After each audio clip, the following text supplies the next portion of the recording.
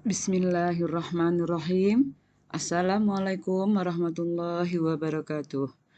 Semangat pagi Ananda semua. Mudah-mudahan Allah senantiasa memberi kemudahan pada Ananda untuk bisa mempelajari kimia pagi ini. Baiklah, hari ini Bunda akan jelaskan tentang fraksi-fraksi minyak bumi. Ini indikator yang akan kita capai.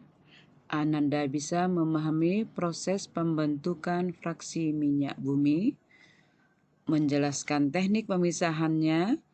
Kemudian kita akan melihat hubungan bilangan oktan dengan mutu bensin dan menyebutkan beberapa kegunaan dari fraksi-fraksi minyak bumi. Kita perhatikan minyak bumi untuk apa. Yang kita lihat sehari-hari ini ada gas, itu adalah salah satu manfaat dari minyak bumi. Ini adalah bensin. Kemudian ini juga ada aspal barangkali, yaitu adalah beberapa aplikasi minyak bumi dalam kehidupan. Apakah itu minyak bumi? Minyak bumi dalam bahasa Inggris disebut dengan petroleum atau petrus, yang artinya adalah karang, dan oleum artinya minyak. Suatu cairan kental yang berwarna coklat sampah hitam, itu adalah minyak bumi, dan mudah terbakar dan berbau kurang sedap. Biasanya berada di lapisan atas dari beberapa area di kerak bumi. Minyak bumi itu sebagian besar berisi dari karbon.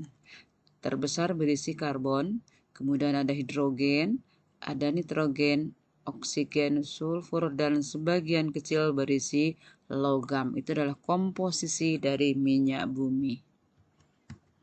Bagaimana proses terbentuknya minyak bumi? Minyak bumi itu sebenarnya berasal dari tumbuh-tumbuhan atau bisa juga makhluk hidup yang di laut maupun di danau tawar. Makhluk hidup yang berada di danau atau tawar mengumpulkan energi dari matahari dengan fotosintesis. Selanjutnya, tumbuhan yang mati akan terendapkan dan terkumpul di dasar laut atau dasar danau air tawar, membentuk batuan induk. Selanjutnya, batuan induk terkubur di batuan yang lainnya, kemudian tertutup salah satunya oleh batuan reservoir. Kemudian karena adanya panas, suhu batuan induk semakin panas, akhirnya terjadi proses pemasakan. Batuan induk yang mengandung karbon tadi, yang terkena panas tadi, bereaksi dengan hidrogen, membentuk suatu senyawa. Kemudian senyawa itu merupakan minyak bumi yang bermigrasi dari batuan induk dan terperangkap dalam jebakan yang siap untuk ditambang. Jadi yang kita lihat ditambang adalah hasil dari pelapukan tumbuhan di danau tawar atau juga di air laut yang sudah berjuta-juta tahun. Bagaimana teknik pemisahan minyak bumi? Minyak bumi itu dipisahkan dengan dua cara, yaitu dengan desalting dan destilasi. Desalting itu adalah proses pemisahan minyak bumi dengan menghilangkan garam. Caranya dengan mencampurkan minyak mentah dengan air, atau juga bisa melarutkan zat-zat mineral dalam larutan air.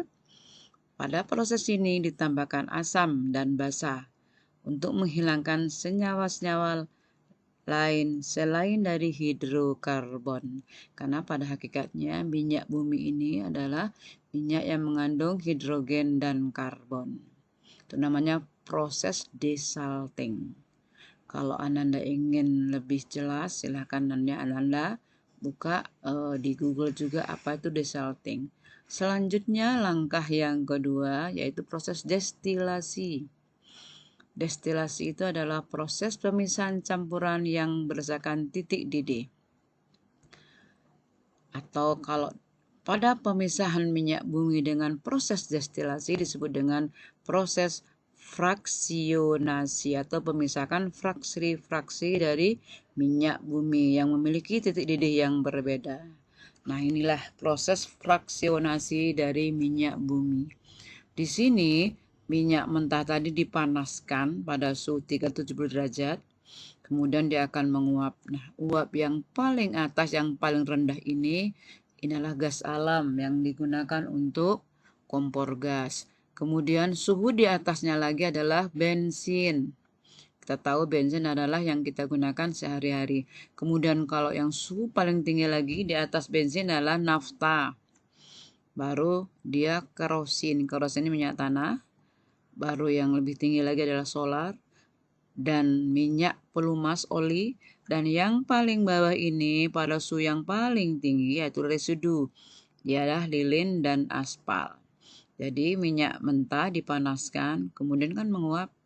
Suatu benda dipanaskan di minyak mentah menguap. Uap yang paling rendah suhunya inilah gas alam. Kemudian lebih tinggi lagi adalah bensin, nafta, kerosin, solar, minyak pelumas, dan residu. Dan yang paling banyak kita gunakan sehari-hari adalah bensin. Nah, inilah fraksi minyak bumi. Gas, bensin, ini judulnya ya. Jumlah karbon gas C1 sampai C4. Suhu di bawah 30. Atau bisa Anda baca sendiri nanti ya. Di PPT juga Bunda share. Kemudian tadi kan sudah Bunda jelaskan bahwa yang paling banyak digunakan adalah bensin. Di pom bensin itu kan ada bensin yang harganya berbeda-beda. Ternyata harga itu tergantung dari mutu bensinnya. Bensin itu merupakan senyawa campuran dari heptana. Hepta itu 7, C-nya 7, dan oktana, C-nya 8. Jadi bensin itu mengandung normal heptana dan iso-oktana, ini rumusnya. 2,2,4 trimetil pentana. Jadi mutu bensin itu ditentukan oleh banyaknya normal heptana dan oktana. Nah, yang paling banyak kalau yang iso-oktana ini disebut dengan bilangan oktannya. Semakin besar kandungan oktannya di dalam bensin, maka mutu bensin semakin bagus. Jadi kalau yang dilihat ditemukan ada bensin 88, ada bensin 90. Apa arti bensin 88? Nah, yang 90 lebih mahal dari yang 88. Ini artinya bensin 88 itu artinya 88% itu isinya adalah iso-oktana. Sementara sisanya adalah heptana. 12% adalah heptana. Kalau 90 artinya bensin 90 artinya 90% mengandung iso-oktana, 10% mengandung heptana. Kalau 92 ya 92 mengandung iso-oktana, yang 8% mengandung normal heptana. Nah, bagaimana cara meningkatkan bilangan oktana? Biasanya ditambah dengan aditif. Selama ini digunakan tetraetilet. Ini adalah aditif pada bensin. Namun, tel ini sangat berbahaya karena menghasilkan jelaga. Sehingga pada saat ini tel tidak digunakan lagi. Tapi diganti dengan yang namanya MTBE. Metil tersier butil ether. Jadi untuk meningkatkan bilangan oktan ditambah dengan tel tetraetilet atau disebut dengan tetraetil timbal. Timbal ini sangat berbahaya karena kalau dia melayang di udara terhisap oleh manusia akan menimbulkan beberapa penyakit yang berbahaya. Makanya selama ini tel tidak digunakan, diganti dengan MTBE, metil tersier butil ether. Nah, beberapa kegunaan minyak bumi gas tadi nih ya. gas yang paling atas tadi gunanya untuk ini, rossi gas. Kemudian bensin, udah kita tahu bensin itu untuk bahan bakar kendaraan bermotor. Kemudian kalau nafta digunakan untuk pembuatan plastik atau karet sintetis dan alat kosmetika dan lain-lain.